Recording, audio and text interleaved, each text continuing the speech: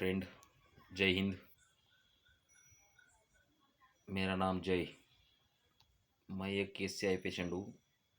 मेरी injury D11, D12, L1 fracture और L2 है।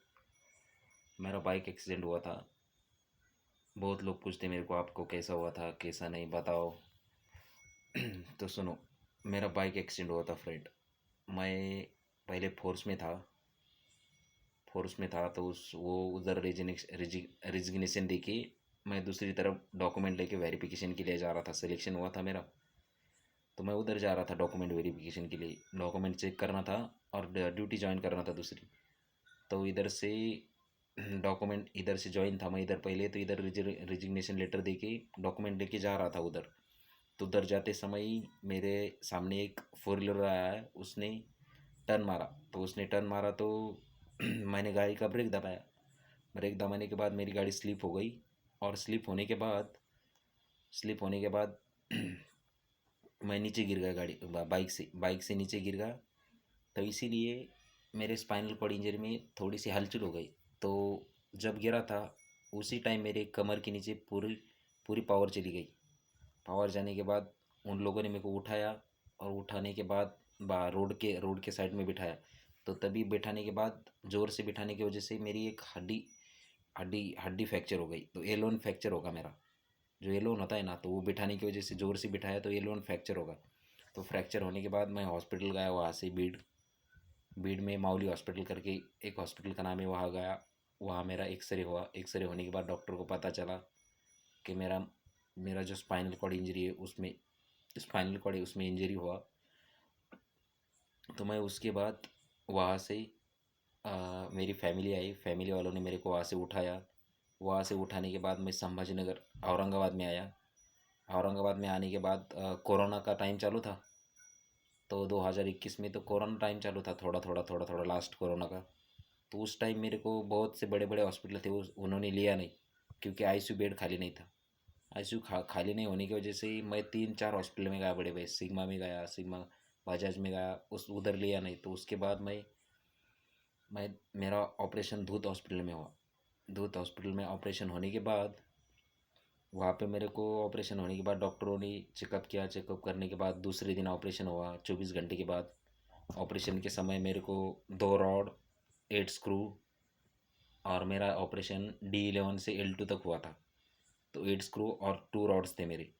तो इसकी वजह से मेरी पूरी कमर के नीचे पावर चली गई थी। पावर जाने की वजह से मैं चल नहीं पा रहा था, करवट भी नहीं ले पा रहा था। ये करवट वो करवट दोनों करवट लेने में बहुत दिक्कत होती थी। तो वहाँ से ऑपरेशन हुआ। 3 दिन लगे डिस्चार्ज होने में।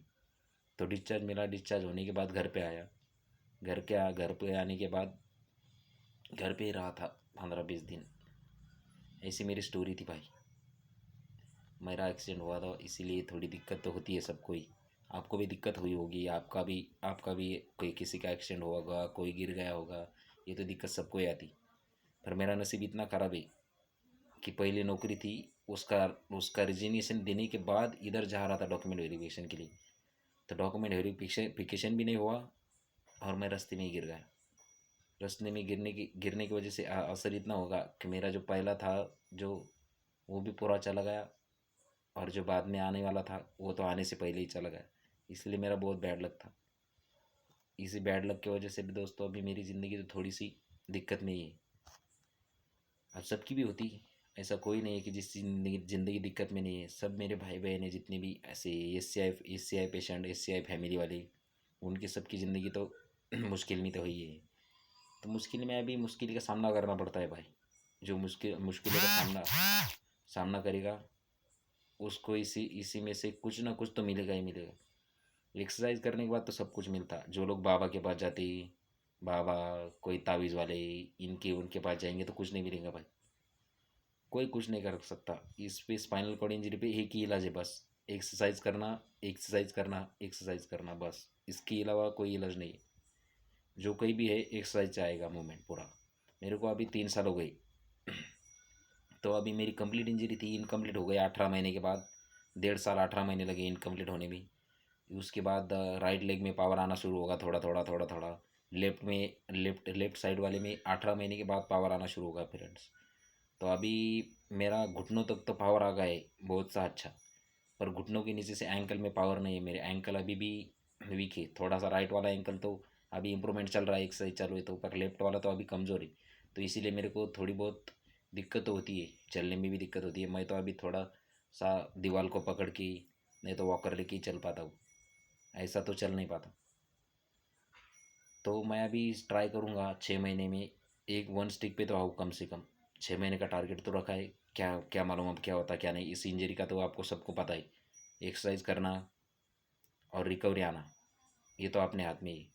तो इसलिए मैं एक्सरसाइज करूँगा 6 महीने तक तो कम से कम लाऊंगा ही लाऊंगा उसको। एक वन स्टिक पे चलने की ज़रूर कोशिश करूँगा मैं स्ट्रेस 6 महीने, इस 6 महीने के अंदर अंदर। अभी मैं तो चल पाता हूँ थोड़ा बहुत पकड़ पकड़ के रस्सियों को, वो इसने उसमें ज़्यादा दिक्कत नहीं होती। पर आप भी मेरे दोस्तों एक्सरसाइज करना, किसी ने ऐसा मत समझना कि आप उन कुछ नहीं कर सकते।